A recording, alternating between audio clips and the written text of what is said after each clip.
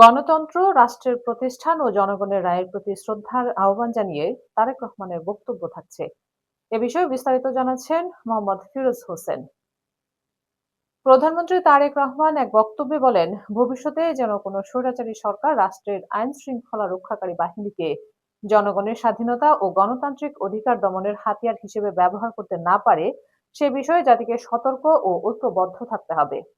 তিনি বলেন, স্বাধীনতার প্রথম প্রহরে পুলিশের রক্তে রঞ্জিত এই মাটিতে দাঁড়িয়ে নতুন করে শপথ নেওয়ার সময় এসেছে। দেশ, জনগণ, গণতন্ত্র, সংবিধান ও আইনের শাসন প্রতিষ্ঠায় সবাইকে অঙ্গীকারবদ্ধ হতে হবে।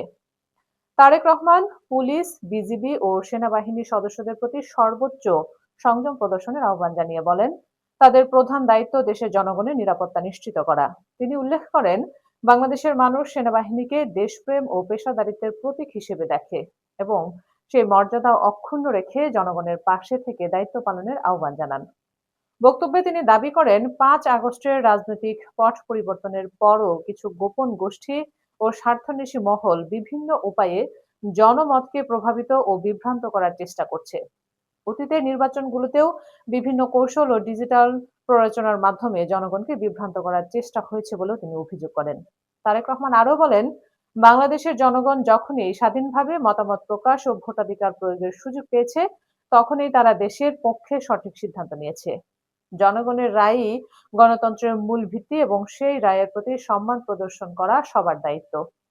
তিনি আরো বলেন, সম্প্রতি অন্তর্বর্তীকালীন সরকারের একজন উপদেষ্টার সঙ্গে তারা আলোচনায় সরকার পরিচালনার সময় বিভিন্ন ধরনের চাপ ও প্রভাবের বিষয় উঠে এসেছে।